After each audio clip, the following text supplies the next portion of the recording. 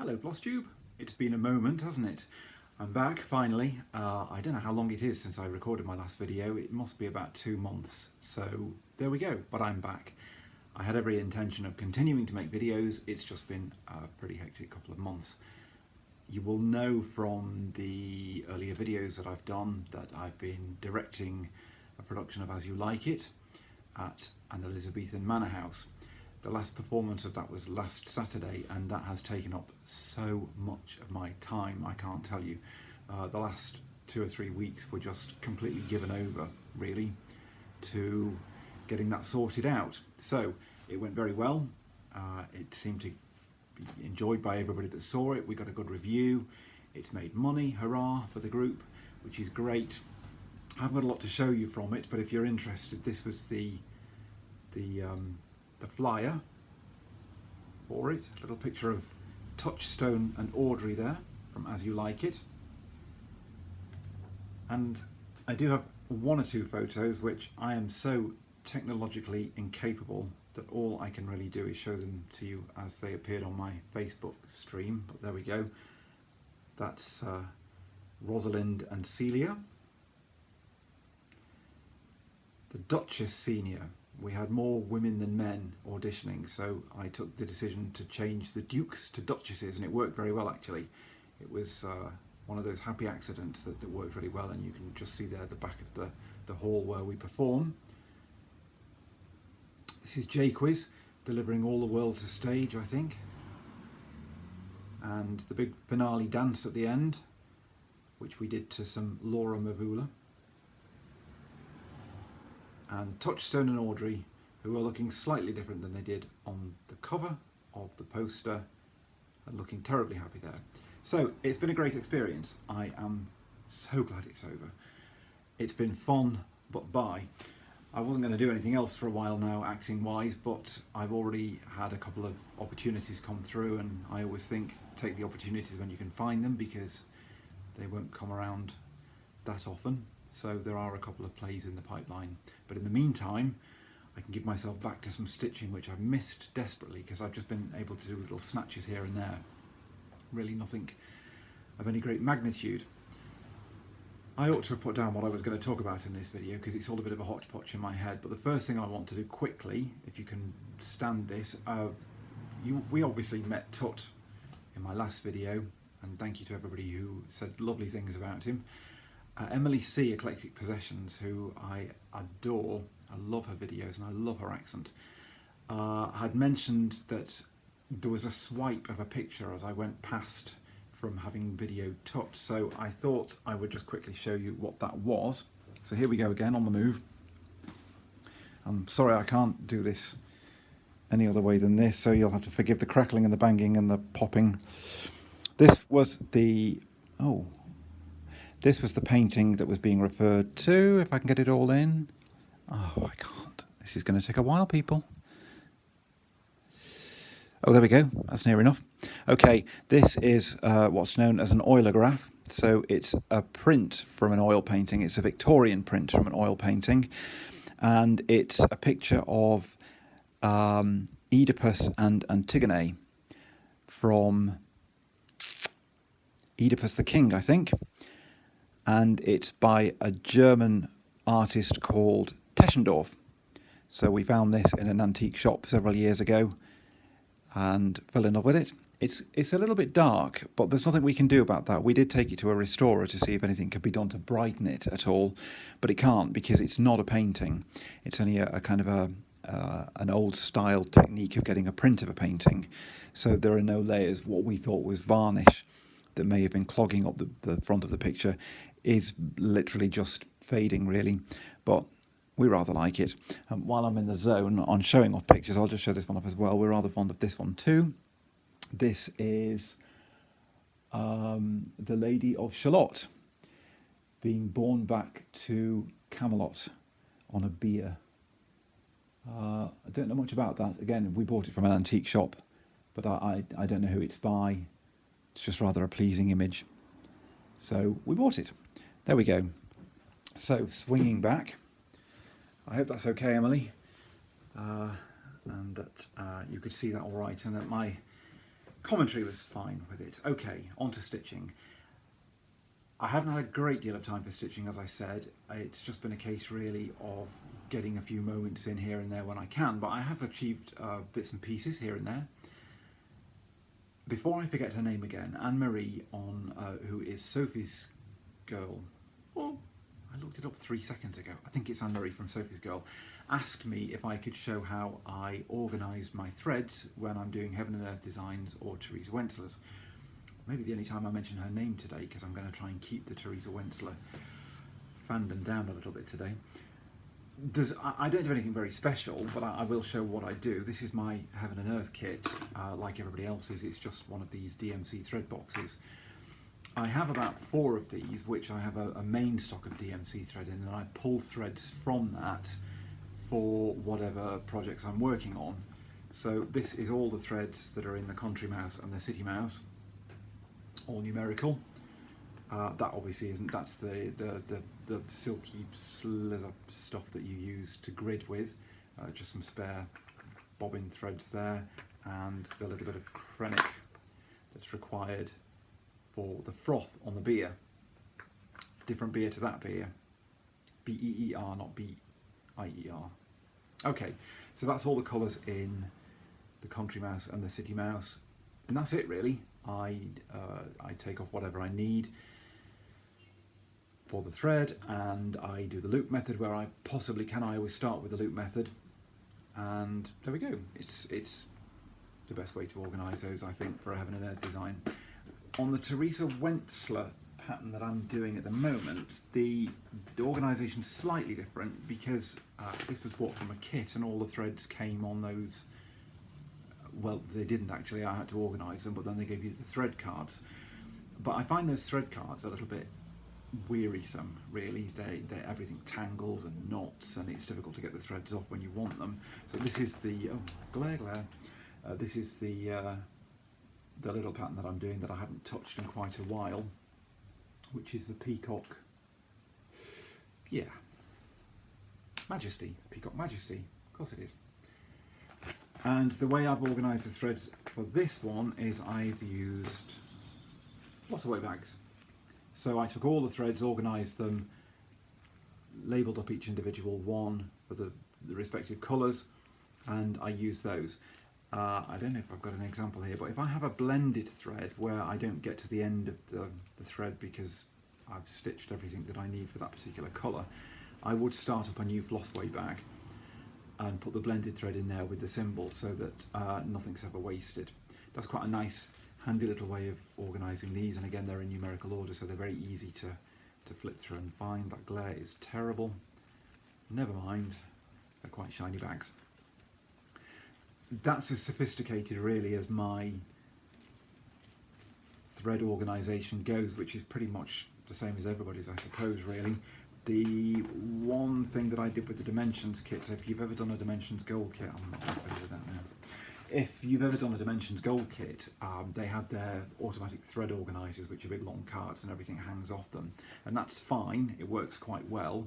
But again, when you're left with bits of thread, what do you do with them? You can't stick them back on the thread organiser. So I go to the floss weight bag method for those. So really that's how I organise thread. Right, so I hope that answered that question. If I haven't answered anybody's question, oh sorry, let me start again, I'm raving. If I haven't made a comment on anybody's comments to me on any of my YouTube videos, my sincere apologies. It's been manic. I was trying to keep up with them as long as I could, but I did fall off the wagon, so the last 3 or 4 or 5 people that commented I may not have responded to, and I do apologise for that. I did appreciate your comments, thank you very much for them. If I think to go back, I will comment on them. I do try and go back and comment on early videos if people make comments on them. I'm so grateful for anything anybody sends me in the way of words of encouragement. It's lovely, it really is. So what have I done? Okay, I keep saying not a great deal, and now I'm going to show some things that I've done which is possibly more than I thought I'd achieved. I thought I'd show this off. I showed off a bag that Nigel had made for me in the last video, which was for one of my frames. He's also made me this bag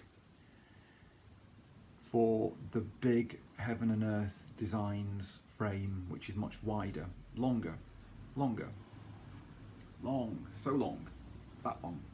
So it's a little bee fabric.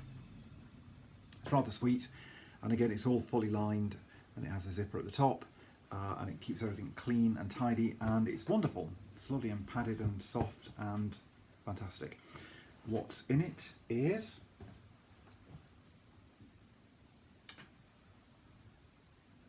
already lost it, there we go. Sorry. My old favourite, the Country Mouse and the City Mouse. I've had some development on this in the last week, which has been very satisfying. If you follow me on Instagram, you'll know that I'd finished the first page of the third row, which is here, and I've started the next page, and yeah, there's a lot more sweet corn. Oh, let me I put behind this. I'll see if that works. Doesn't really make a great deal of difference, does it? But there we go. And I'm not going to be able to do anything if I hold that like that. Okay, I'll get there in a minute. So there's a bit more sweet corn to conclude here, and the edge of the pots now come into the mix. But most exciting of all is the development on Little Mousey here. I really ought to give him a name. If anyone's got any suggestions for my country mouse, I haven't really given it any thought. But you can see his ear is developing a bit more here now. I've put a bit more to his eye, and the edge of his hat's coming through. Most exciting, I spent 2 nights stitching some dungarees. That's the leg of his dungarees in blue. And this is the bag, which I've already lost the picture. I really have. There we go.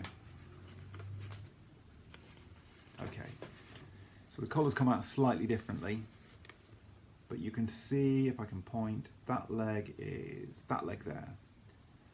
So there should be a bit of tail coming through here somewhere as well, around about here I think, by the looks of it. So it's got very exciting again, because finally I'm back on the mice. I'm continuing to do this cross country, so I gridded up again. This is where the whole piece ends. There's a part page for the bottom row. And yeah, it's getting exciting now. I was thrilled to finally finish this. This page took an eternity. It was very fiddly. Even doing it cross country, there ended up being a lot of confetti at the end, and of course because I'd filled in most of the area, it was quite difficult to even spot the stitches to be able to put them in. And I do think there is a colour error on here, which I won't point it out. If you can spot it, then it really is a colour error. I'm not sure, it's bugging me, but the thought of having to rip out these tiny stitches and not ruin the piece is causing me some quite concern, and I think I'm going to cut my losses and just accept that there is a slight error on the colours. That it may not be, I haven't properly checked it, but I looked at it and thought that it's not looking right to me. But anyway, we'll see if you spot it. Obviously the shiny bits here are just the gridding lines, which will ultimately come out. So he's really coming on. I'm rather delighted with this piece, and it's become great to stitch again. So I was going to do this page and I was going to move on to something else, and I thought, mice, I'm going to actually stitch a mouse. So I thought, no, I'm going to carry on with this. So my intention is to keep on with this page until my little mouse, or half of my little mouse, appears. And then it's a relatively straightforward page. There's a lot of background colour in this page, and I get to use the Krennic thread in this beer froth, and then I'm on to another mouse. So it's getting quite exciting, and I want to push on with this really and finish it so it can be done. Would I ever do another Heaven and Earth design? At the moment, no. I have got a few that I've bought, but it's a very strange way. I don't know if anybody else feels this. It's a very strange way of stitching, really. Unlike most patterns where you can identify on the pattern what it is you're stitching straight away, with a Heaven and Earth design, you look at the page and it's just a mass of symbols, and you can't really discern anything in that page. So you're taking it absolutely on trust that the thing's going to work out, and you're kind of stitching blind really. And I find that a little frustrating in some respects. Even knowing on the pattern at the moment that there is a mouse, I can't see the mouse on the pattern because it's so densely charted, you can't see it. So we'll see. Never say never, eh? Okay, the other thing that I worked on, I was working on day 1 of the 12 days of Christmas when I did my last video, which is, oh, I've got to mention a name again now after I said I wouldn't, is the Teresa Wentzler 12 Days of Christmas. They're 12 little, what would you say that is? Well, you'll see for yourself in a minute how big they are. And there are 12 of them, and what the intention with me is that I'm doing each one individually on a cut piece of even weave, with the intention of then stitching them back together again on some kind of fabric to create a runner that will go around the fireplace here. That's the intention. So they're absolutely beautiful, but they're very, very fiddly to do. And when I was last talking, I was saying how wonderful I thought they were and how much I was enjoying this, and it's absolutely true, I was. And I did complete it, I think, the day after I had made my last video, which is day 1 here, which is the partridge. Again, there's a slight error in this. I realised too late that one of the colours should have been done in half stitch rather than full stitch, so it's made it slightly denser than it ought to be. But I absolutely loved stitching this. It was so intricate and delicate to do that, yeah, it was a joy from start to finish. And here's the little beads that I showed off in my last video. Little Mill Hill, I think it's a plum colour. So I concluded, so there you can see how big it is. It's really not very big at all. So this is all conventional cross stitch, and then everything here is all done 1/1. And the holly leaves in the corner are 1/1 as well. So it is fiddly. And I dashed straight into day 2 because I'd already said on my last video that I really, really liked the look of this one. And it is, I think it's absolutely beautiful.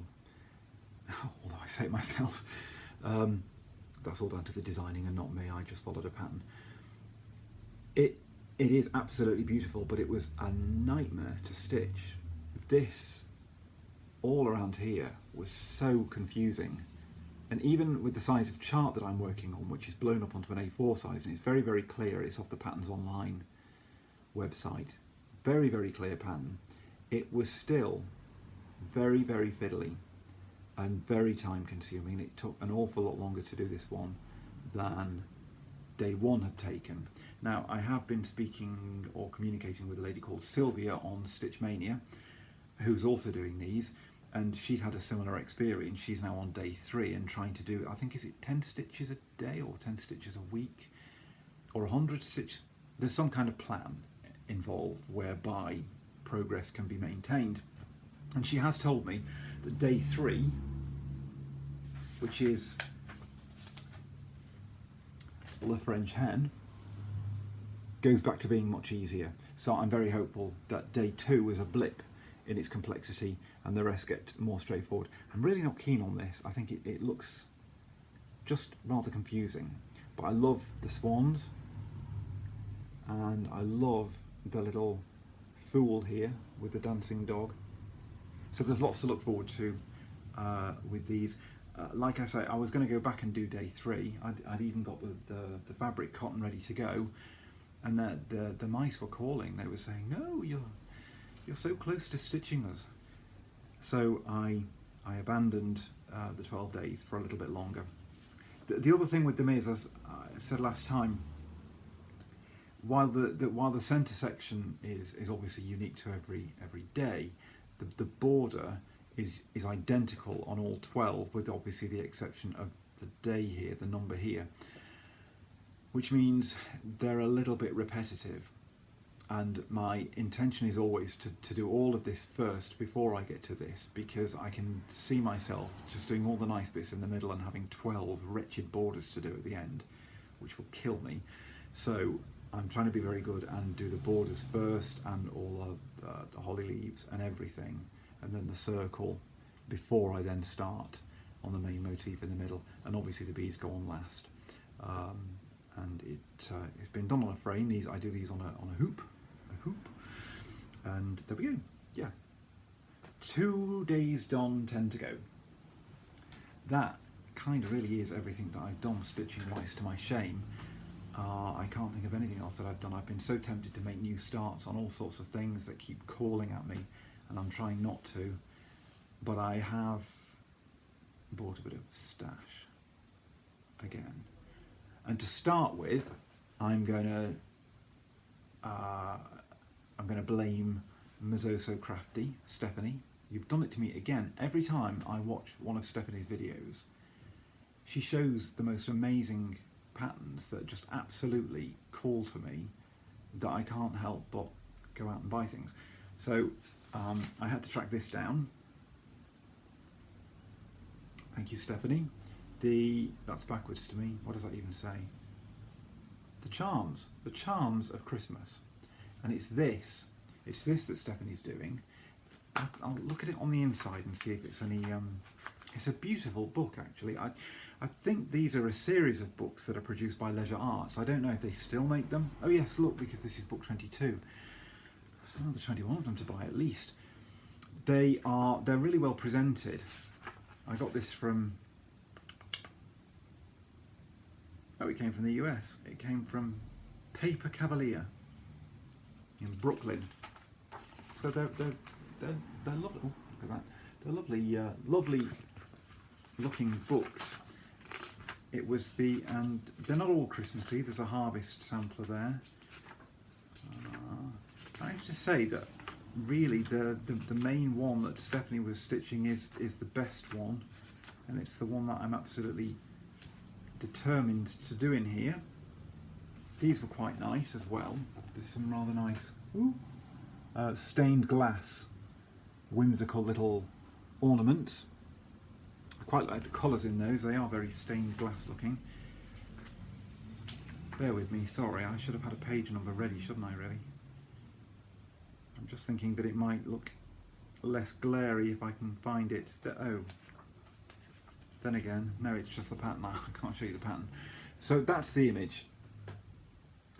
I just thought that was absolutely delightful, and the choice of fabric colour, it seems quite inspired to me on that.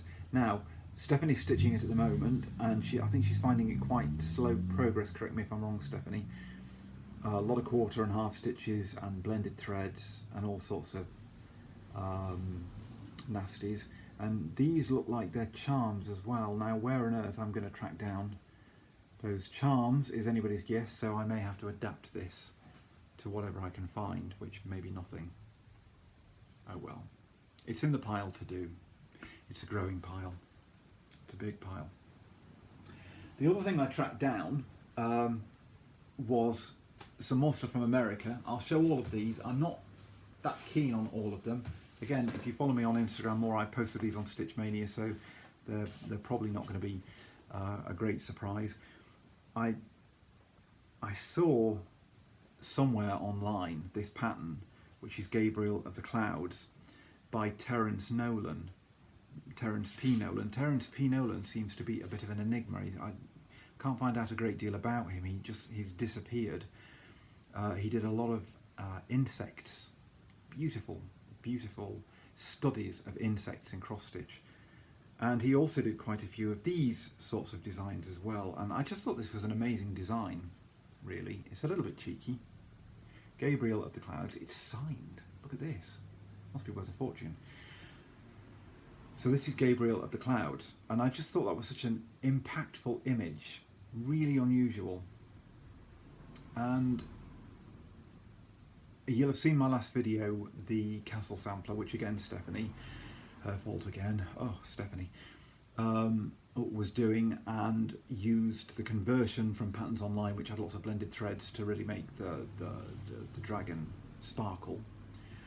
And I looked at this and thought, oh, I'm going to do something with this. I'm going to get loads of acrylic thread in this. I'm going to have to look at what I can do to get some bling in this. And lo, when the pattern's arrived and I've looked down the chart, it's already charted for acrylic threads as a blend, blending filament to go in here. So it's going to sparkle like there's no tomorrow. So I thought that was rather beautiful. And this came from a lovely, lovely lady called Susan, who works or owns Nees's Needleworks in Georgia. That's Neas', Nees's Needleworks. If you live in Georgia, you are so lucky, because this woman is delightful. She was so incredibly helpful. Absolutely charming emails. When this arrived, it was beautifully packed in tissue paper. She went to a lot of trouble with it, really, and it wasn't expensive. It was a very reasonably priced chart. So I'd happened to mention that I was quite intrigued by Terrence Nolan's work, and if she had anything else, I'd be interested in buying it. A few weeks went by and she emailed me back and said that she'd been through, although the stuff wasn't on her website, she'd been through her stock and she'd found 3 more patterns by Terrence Nolan. Was I interested in them? So I had a little look at what they were, and I thought it would be rude. I mean, basically, the one that I really wanted was here, and I thought, well, if I'm going to buy them, I'll buy them all and have them, even though 2 of them appeal less. But this one I think is quite a well-known chart, and again, I've already posted this on Instagram and Stitch Mania, but it's the Air, which is a merman holding, what would that be? A merbabe? A merbabe? Let's go with that. Okay, again, this is going to be so blingy. It's full of thread and beads, and it's going to be beautiful even, I can't talk. The one thing I'm thinking of doing with this is there is an option to convert the bub to a jewel, and I might convert it. I'm not sure. Comments? Signed again. I have 2 signed copies. There we go. Some people have commented and said this doesn't look anatomically right. Okay, it's a mythical creature, but I hadn't noticed it, but I see where they're coming from, because one lady expanded on what was being referred to, in that this tail is quite ineffective. It's a bit small, and you'd expect a tail to be much bigger. I'm not an expert on mer people, so I hadn't noticed, and I'm not really bothered. But I can see where people are coming from with that maybe the tail could have been a bit more extravagant. Yeah, I'll show the other 2, and then I'll come back to this in a second. The other 2, this one, yeah, I'm really not sure. I don't even know what it's depicting particularly. It's called Love Rekindles Life. Turn away if you're easily offended. So it's another little angel, and he's holding something in his hands, and I for the life of me can't work out what that is. So I'm not so keen on this one, but because I was ordering the 1 chart and Susan had said she'd got 3, I thought, well, I might as well get the 3 and keep them together. So that is that one. And the third one is clearly a series of snowflakes that Terrence Nolan designed. This is part 6. And again, I'm not sure. It's done on black fabric. So this is called Scheherazade. So it's a snowflake. I thought, looking at this, that it must be packed full of metallics and blending filament. It isn't. That's all just pure DMC, standard DMC thread. So is that strobing? I think that's strobing, isn't it? It looks more spectacular on the screen if it's strobing like that. I bet it doesn't do that in real life. Anyway, so that is Scheherazade by Terrence Nolan, part 6 in a series of snowflakes. I have found 2 or 3 of the other designs on the internet. They're quite similar, really. They all follow a general snowflakey pattern. Okay, in my last video I'd said that I had ordered some fabric with a view to putting the Teresa Wentzler, there she is again, the Teresa Wentzler castle design onto it. I ordered it from a lady who calls herself the Crafty Kitten in the UK, and when it arrived I thought, it's nice, but I don't think it's right. Excuse me, I don't think it's right for the castle. It didn't have the defined split between the sea and the sky that I was looking for, so I'm going to have to keep looking for something. But I did order this and bought it, and it arrived, and I am going to use it, and I think I'm going to use it on the Air. It's crackle crackle. It's called Sunlit Pool, and it's 28 count Jobelin, and I bet this is going to look nothing like it looks in real life. But it's my first piece of hand-dyed fabric. Very exciting. Oh, okay. So it looks quite sky-ish with clouds, but I think I could get away with that as being a seascape as well. I don't know, what do you think? Or shall I keep looking? It looks nicer actually on the screen. It's a more turquoisey blue in real life. I don't know if it changes on the back at all. No. Actually, you know, I'm not sure about that now. It's very sky-ish, isn't it? Very cloudy. So maybe it's not right with the sea. So maybe I'll have to go back to the drawing board on that. But anyway, this arrived. There was a slight delay in it arriving. It didn't really matter because I wasn't using it straight away, but it did make me think about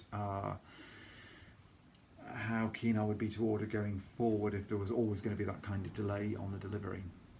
So I think Crafty Creative Claire has mentioned another UK-based hand-dyed fabric supplier, so I may give them a go as well and see. I'm a bit of a novice when it comes to hand-dyed fabrics. I don't really know what I'm looking for, and I think my expectation was unrealistic in what the image on the internet was showing to what I was actually going to get, because of course every piece is going to be different. You're never going to get two hand-dyed fabrics. So, or I could have a go at doing my own. That's an option. Anyway, I'll use this for something. It is beautiful fabric, and it's come out really well, but just not for the castle. I don't think it's right for the castle. Okay, so that was that, and I also had two other purchases which I've lost.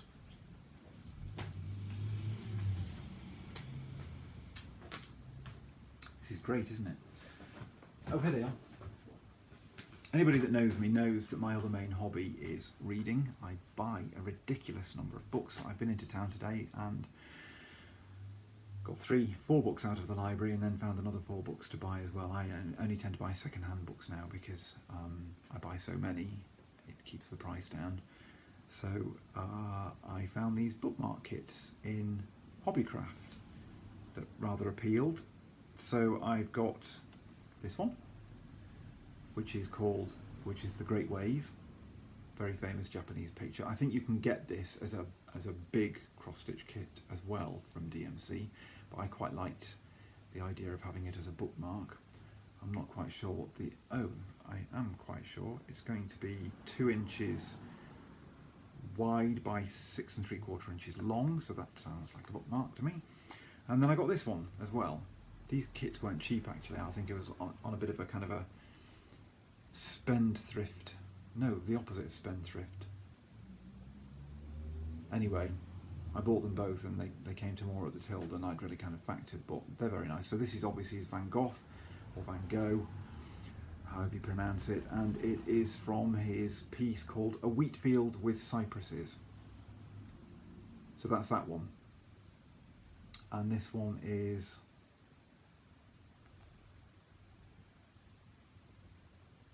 an unspecified size.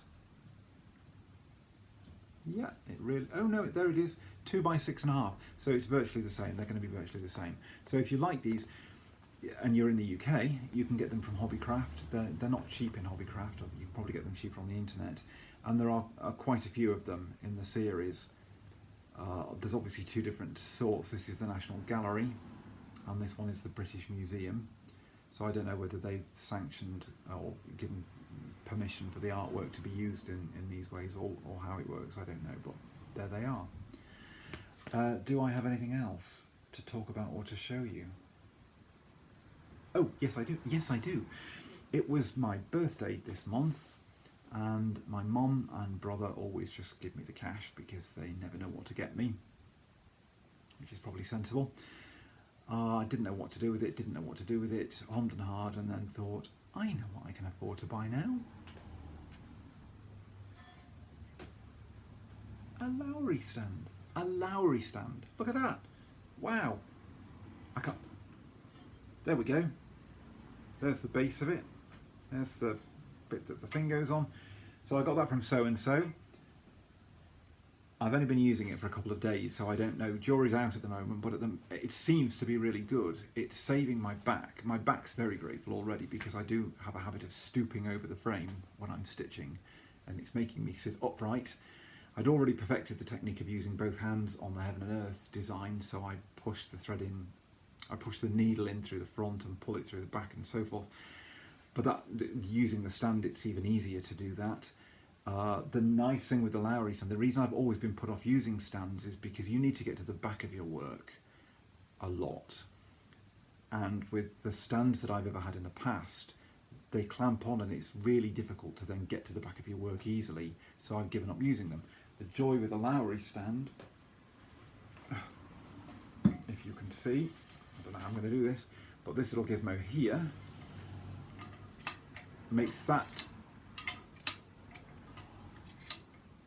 be able to turn 360 degrees, so you can flip, lock and tighten it, and the tightening technique is so fast to use, it just literally flips, and half a turn and it's completely locked again. So I'm very pleased with what I've seen of that so far. I have high hopes that it's going to do wonders for my back and just generally improve the way I stitch, because I'm slumpy at the best of times. I'm quite a tall person, so as is the habit with a lot of people, I tend to slump. So it's hopefully going to resolve my slumping.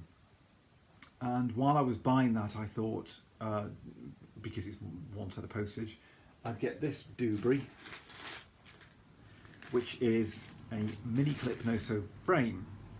And why I like this, or why it appealed, was you can put designs on it where you can take the actual width between the bars down to 4 centimeters. So this is absolutely perfect for teeny tiny kits or projects. So it'll be perfect. Although I quite like using the hoop on the 12 days, but I could put it on this. These bookmarks will be great on this. And it's a no-sew. Why would anybody want to sew their fabric onto their frames anymore when there are so many alternatives that create a no-sew environment? There we go. So this was from so-and-so, no so-and-so, and it was £8, I think. It was very cheap. I haven't used it yet though, so jury's out until I've used it, but I'm hopeful. So there we go. Plans are literally, I'm going to start stitching again, really.